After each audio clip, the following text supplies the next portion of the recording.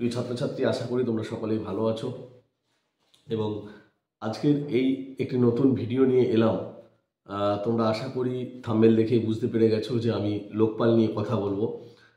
যে আমরা জানি যে আমাদের যে সমস্ত সিলেবাস রয়েছে সেটা আমাদের গ্র্যাজুয়েশন লেভেলের রাষ্ট্রবিজ্ঞান হোক, আমাদের মাস্টার ডিগ্রি লেভেলের রাষ্ট্রবিজ্ঞান হোক, আমাদের নেট সেট পিএইচডি বা বিশেষ করে যারা প্রতিযোগিতামূলক পরীক্ষার জন্য প্রস্তুতি নিচ্ছ, WBCS বা আদার্স যে কোনো পরীক্ষার কথাই বলো না কেন, প্রত্যেকের ক্ষেত্রে কিন্তু এই লোকপাল বিষয়টা খুব গুরুত্বপূর্ণ বিষয়। আমরা আজকে লোকপালের কিছু বিষয় নিয়ে আলোচনা করব, বিভিন্ন দিক নিয়ে আলোচনা করব, একেবারে কোন প্রেক্ষিতে লোকপাল তৈরি হয়েছিল, কোন দেশের ব্যবস্থা থেকে লোকপালের ধারণাটা এসেছিল, প্রথম লোকপালের কর্তারা কীভাবে নিয়োগ হন, কীভাবে তারা নিরপেক্ষভাবে কাজ করেন, এই সব কিছুকে নিয়ে একটা বিস্তারিত আলোচনা করব।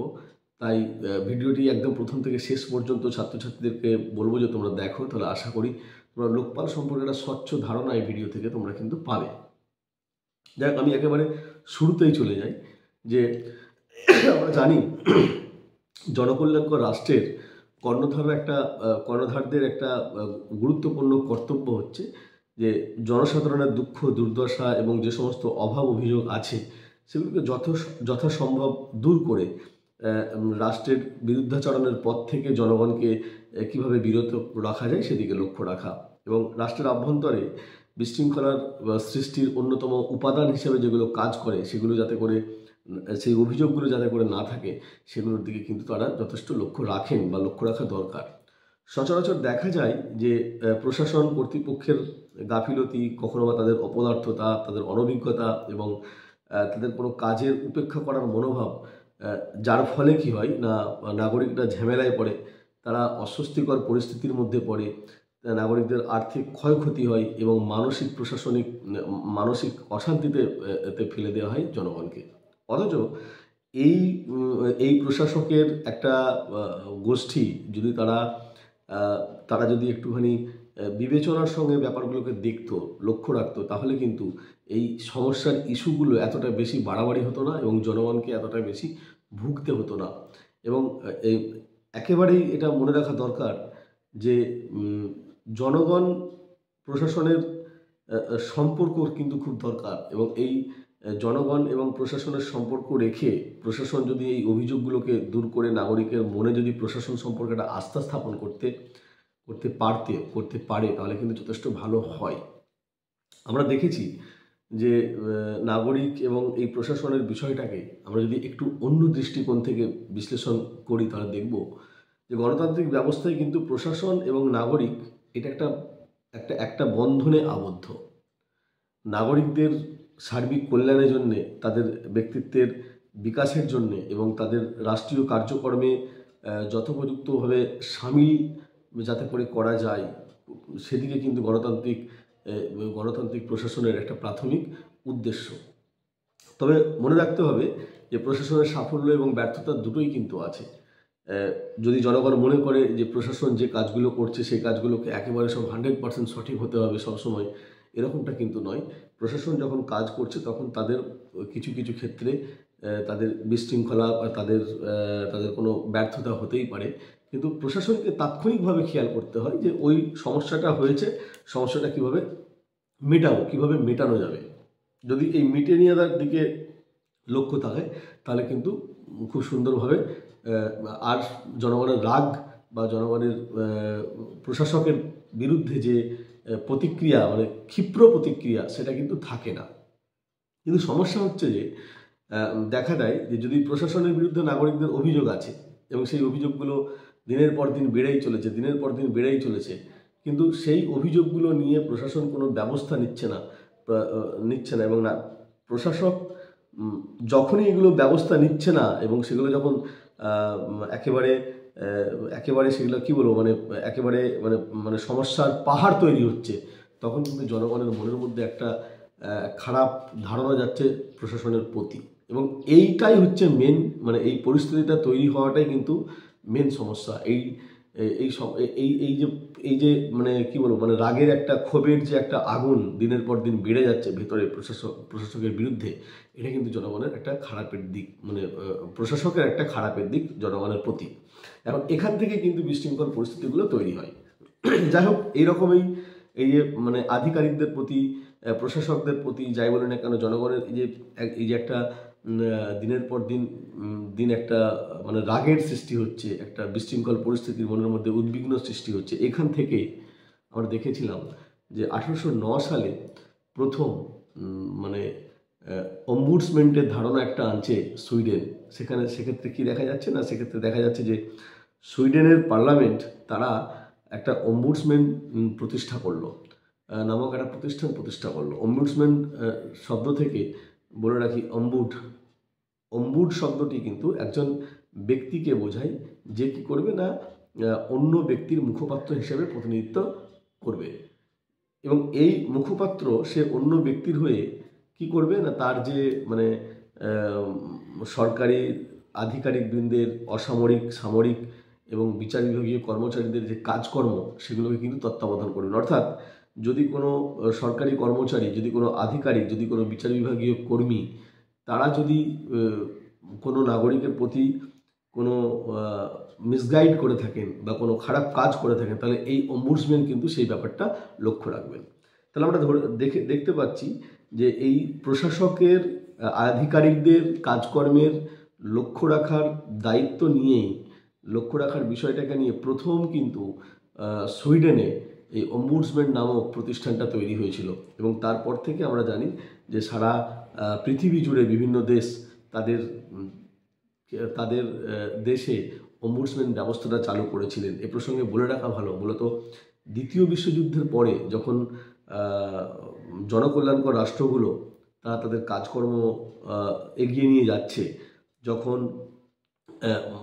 রাষ্ট্রের কাজ শুধুমাত্র আইন শৃঙ্খলা রক্ষা করা নয়, যখন রাষ্ট্রের কাজ জনগণের জনকল্যাণমূলক কাজগুলোকে সাপোর্ট করা, সেই মুহূর্তে আমরা দেখেছি দ্বিতীয় বিশ্বযুদ্ধের পরে বিভিন্ন দেশ তাদের মধ্যে অম্বুডসম্যানের ধারণাটা কিন্তু, অম্বুডসম্যান প্রতিষ্ঠানটা কিন্তু তৈরি করার চেষ্টা করছেন। এক্ষেত্রে ভারতও পিছিয়ে নয়। আমরা যদি ভারতের নিরিখে দেখি, 1960 সালে সর্বপ্রথম একজন সাংসদ শ্রী K.M. মুন্সি, তিনি কি করলেন না, তিনি এই ধরনের একটা সংগঠনের দাবি উত্থাপন করলেন ভারতবর্ষে। এবং তারপরে আমরা দেখেছি যে 1966 সালে সেখানে প্রশাসনিক স্বচ্ছতা আনতে গঠিত হয়েছিল প্রশাসনিক সংস্কার কমিশন। এবং এই প্রশাসনিক সংস্কার আনতে যে প্রশাসনিক সংস্কার কমিশন ছিল, সেই কমিশন কেন্দ্রীয় স্তরে লোকপাল এবং রাজ্য স্তরে লোকায়ুক্ত নামক দুটো প্রতিষ্ঠান গঠনের সুপারিশ তৈরি করেছিলেন। এবং এই সুপারিশ করার পর থেকে ভারতবর্ষের পার্লামেন্টে একাধিকবার এই লোকপাল বিল তৈরি করার জন্য কিন্তু বারে বারে প্রস্তাবটা উঠে আসে, আমরা জানি।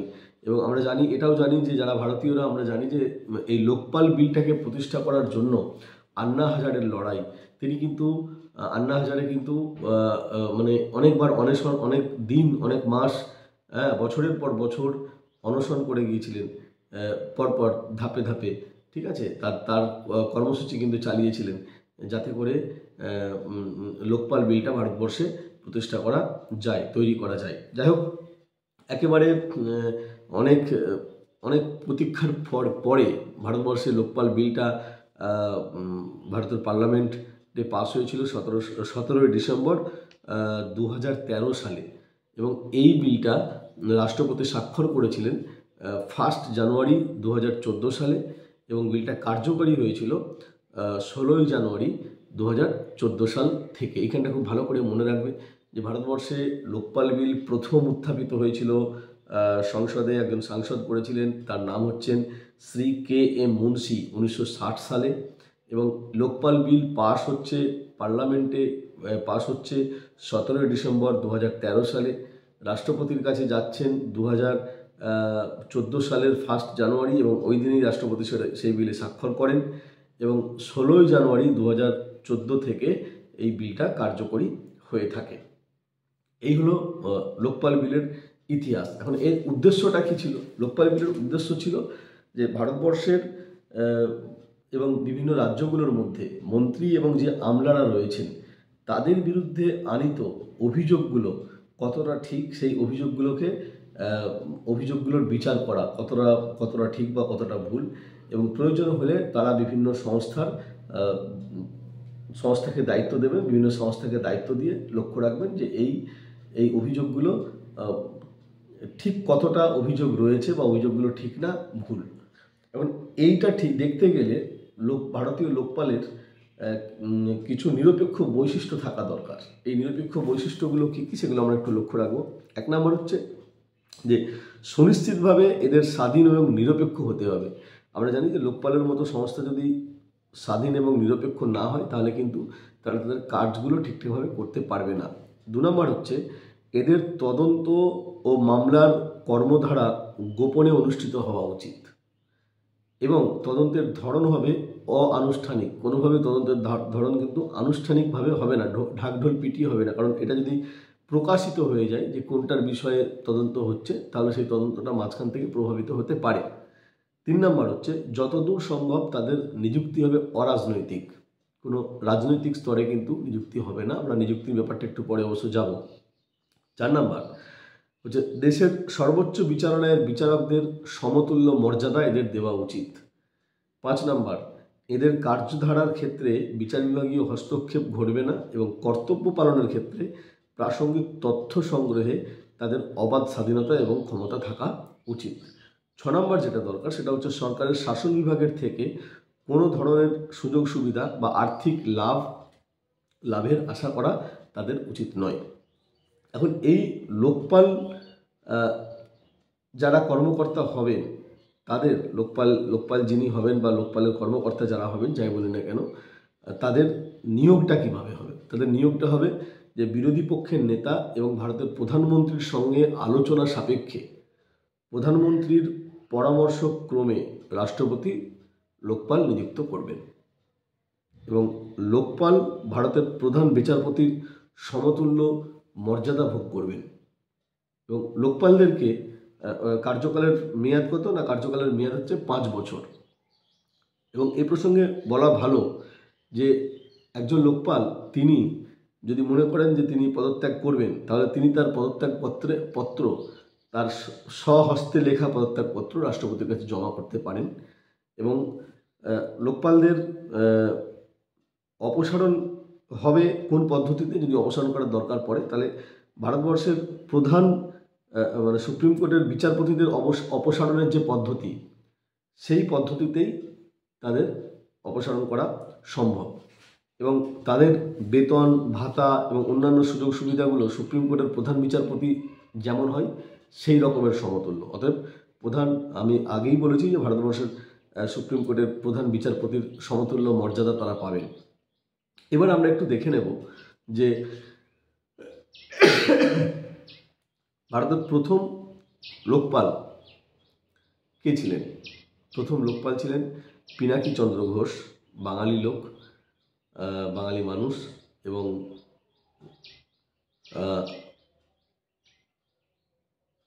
তিনি 2019-এর 23শে মার্চ থেকে তার কার্যাবলী চালু করেছিলেন। কারণ মনে রাখতে হবে লোকপাল তৈরি হলেও প্রথমেই কিন্তু লোকপালের চেয়ারপারসনকে লোকপালকে নিয়োগ করা যায়নি, সেটা নিয়ে অনেক বিতর্ক ছিল।